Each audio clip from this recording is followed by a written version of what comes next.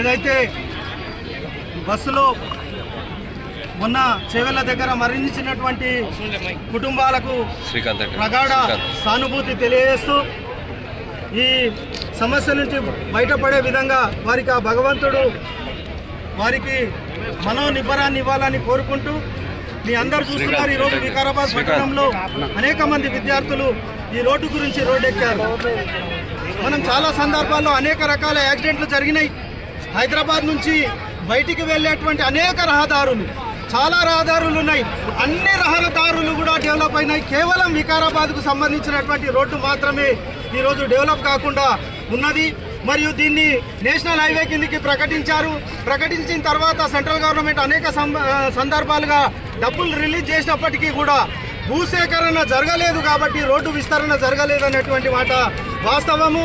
దీన్ని గమనించినటువంటి అనేక ప్రభుత్వాలు, గతంలో టీఆర్ఎస్ ప్రభుత్వం కావచ్చు, ఈరోజు కాంగ్రెస్ ప్రభుత్వం కూడా వచ్చి దాదాపు 2 సంవత్సరాలు పూర్తయినా కూడా ఎలాంటి చర్యలు తీసుకోకుండా ఏదో ప్రకృతి ప్రేమికులు, ఎవరో పర్యావరణ ప్రేమికులు చెట్ల గురించి కోర్టులో వేశారు కాబట్టి, అది మద్రాసులో వేశారు కాబట్టి డిలే అవుతుంది అనేటువంటి కారణం మాత్రం బయటికి వచ్చింది.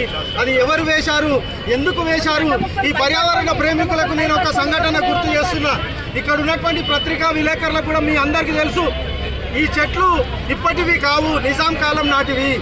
ఈ చెట్ల యొక్క వయస్సు కూడా పూర్తయింది. గతంలో నాలపురం చెందినటువంటి సర్పంచ్ నరసింహ గారి మీద ఒక చెట్టు కూలి ఒక కారు మీద పడిన తర్వాత ఆయన మరణం చెందినటువంటి విషయం మనమందరం కూడా ఇదే చేవెళ్ళ ప్రాంతంలో జరిగింది. ఎందుకు జరిగింది?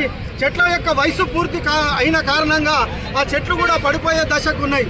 నేను ఒకటే విజ్ఞప్తి చేస్తున్న కోర్టులకు కానీ పర్యావరణ ప్రేమికులకు కానీ, మీ అందరు కూడా గమనించాలి, ఈ చెట్ల వయసు కూడా పూర్తయింది. ఒకవేళ నిజంగానే కోర్టుకు ఒకవేళ వీటి పట్ల ఉంటే చెట్టుకు 100 చెట్లు నాటించే విధంగా తీర్పునివ్వాలే తప్ప ఈ యొక్క రోడ్డు విస్తరణ పనులను ఆపకూడదు అనేటువంటి విషయాన్ని నేను ఈ పత్రిక ముఖంగా నేను వారికి తెలియజేస్తున్నాను.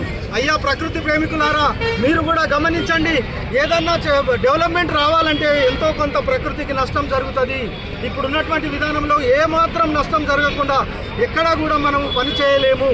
కాబట్టి ఈ డెవలప్మెంట్ విషయంలో అనవసరమైనటువంటి జోక్యాన్ని, రాజకీయ జోక్యాన్ని తగ్గించుకొని ప్రజల యొక్క సంక్షేమాన్ని ముందుకు పెట్టాల్సిందిగా నేను విజ్ఞప్తి చేస్తున్నాను.